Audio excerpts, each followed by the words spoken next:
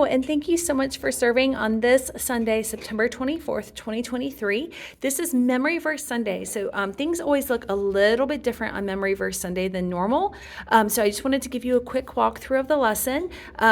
So the way that it begins is the same, but then we start seeing some changes a few minutes into it.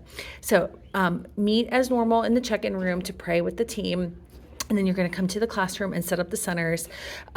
For the song this week, we're going to do Good, Good Father. So someone needs to pull up the YouTube app on the television, and you can let it just play music for the kids while they're working in centers. But when it's time to do the worship together at 10:10, you're going to go to that song on, you're going to click on the Lindsay, and then the Oaks playlist under Lindsay. So before you go into the service, you're going to do a run through of the memory verse to make sure that they have it memorized. It was a shorter one this month. So it is Hebrews 4 verses 9 and 10. So they need to go over that multiple times. The goal is for them to have this memorized so they're not reading off the sheet. But before you get called in, I will be in the service, so I will let you know when the fourth song is beginning.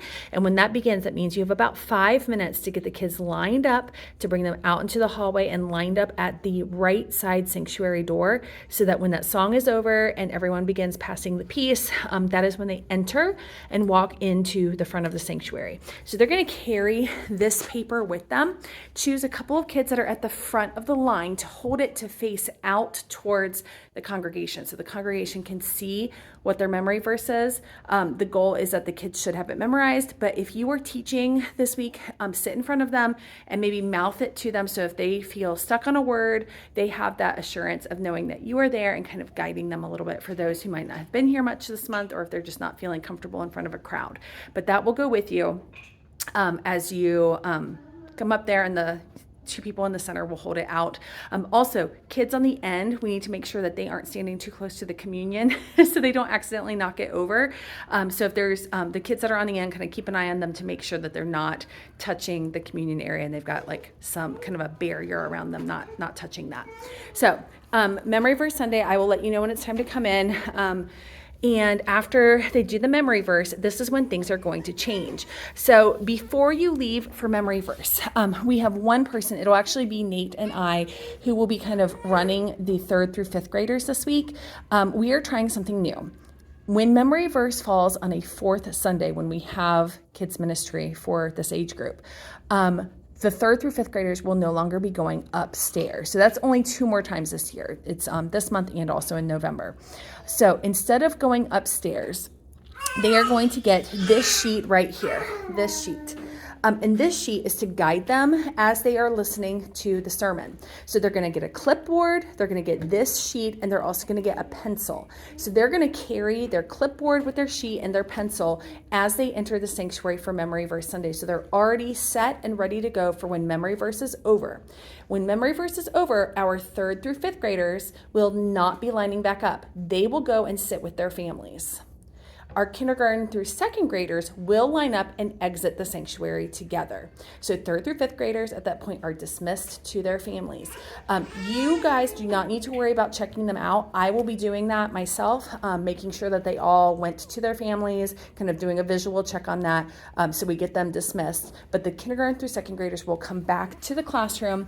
3rd through 5th grade will not. So Nate and I will be going over this with them multiple times, because this is the first time they've ever done this, so that they understand what they need to bring with them into the sanctuary, that they do not play with it when they're doing the memory verse, and that they go to their families and work on that sheet.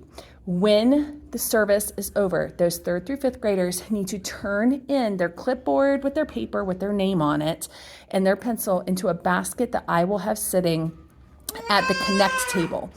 Those sheets will go back upstairs to their normal classroom, so that next Sunday when they meet, they can go over their notes together and kind of talk about what they learned during service this week. So, all right, so that kind of covers the big change. So kindergarten through 2nd grade will return to their classroom. They're going to do their prayer time. This week, instead of just doing our prayer requests, we're going to practice using our tacos prayer strategy: thankfulness, adoration, confession, others, and self. Have them go through it, kind of follow those guides that are in the lesson.